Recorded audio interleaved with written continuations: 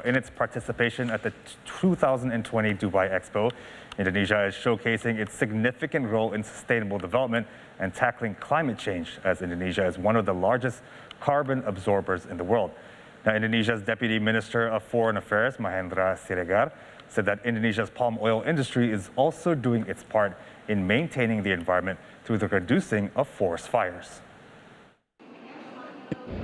At the Dubai Expo 2020, Indonesia is showcasing its many strengths and potentials in trade, investment and tourism.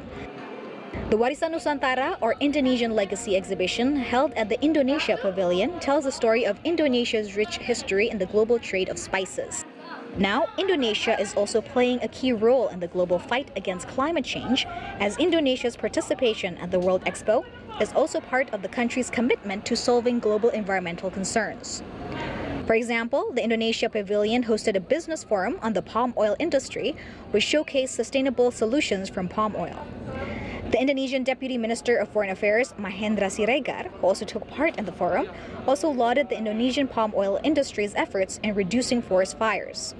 Kita sampaikan juga bagaimana untuk sektor dan juga industri sawit memberikan kontribusi yang penting. Antara lain, langkah kita untuk terus lanjutkan upaya untuk baik perkebunan maupun pengolahan sawit yang berkelanjutan. Lalu juga kontribusi dari stakeholders sawit untuk membantu menurunkan kebakaran hutan yang juga dilakukan dengan baik selama ini. Meanwhile, Deputy Minister Siregar also highlighted that Indonesia's underlying aim at the Expo is to underline Indonesia's commitment in solving global issues, such as the preservation of 66 million hectares of natural forests to help the global absorption of carbon and help fight against climate change. Yang kita sampaikan perspektif, kontribusi, dan significance Indonesia dalam ikut menyelesaikan masalah dunia. Ini yang menjadi pesan kita di suatu expo yang sebesar Dubai Expo ini. Saat ini sudah ada suatu perpres yang betul-betul solid yang mengalokasikan 66 juta hektar dari hutan alam. Itu tidak boleh dikonversi sama sekali. Itu menunjukkan komitmen Indonesia yang luar biasa. On top of highlighting Indonesia's commitment to sustainability, Indonesia will also exhibit over 300 export-ready products from local MSMEs, including commodities, handicrafts, interior products, textiles, and fashion items.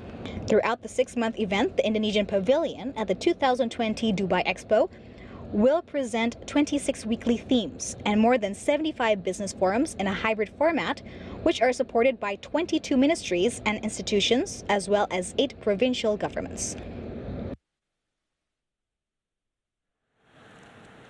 And now let's take a look at the Indonesian market. This Thursday afternoon, Indonesia's composite index was down 0.35%. Now, the Indonesian Composite Index was dragged down by the fall in shares among 7 sectors. The energy sector dropped the most, falling by 3.26%. Now, the industry sector dropped by 2.69%, and the raw material sector also fell by 1.29%. Among the other sectors that fell were infrastructure, property, and real estate. And transportations and logistics sector also fell on Thursday. Now, on the other hand, the technology sector was up 1%, while the financial sector up by 0.53%, and the health sector also closed higher by 0.51%. Now, the Indonesian Composite Index fell even though total net foreign buy at the regular market amounted to 587.52 billion rupiah, or around $41.7 billion. Now, today, Indonesian shares that were bought the most by foreign investors were the shares of Bank Rakyat Indonesia, or BRI, with total net buy of 218.7 billion rupiah, and the shares of PT Telkom Indonesia, as foreign investor total net buy of Telkom was at 201 billion rupiah.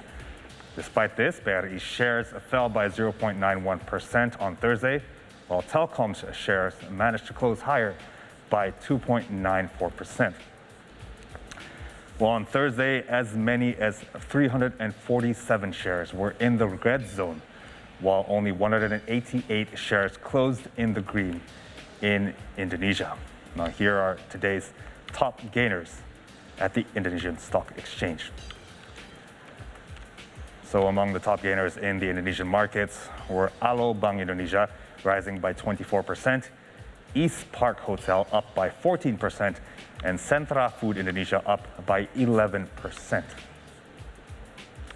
Now let's take a look at the top losers in Indonesia's market on Thursday. Now the shares of Surya Esa Perkasa dropped by 6.74%, Wijaya Karya shares down by 6.67%, and also Smart Friend Telecom down by 6.59%.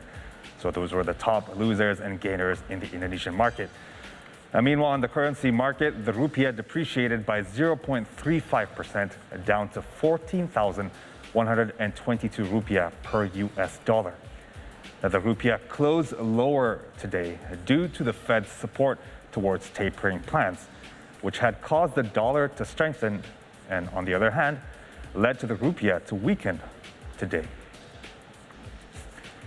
Now, meanwhile, oil prices were falling on Thursday. Brent crude was down 1.04% at $84.93. Meanwhile, WTI or U.S. oil fell by 0.79% at $82.76 per barrel. And for tomorrow, on Friday, the Indonesian Composite Index, or the IDX, is predicted to move between 6,590 to 6,718.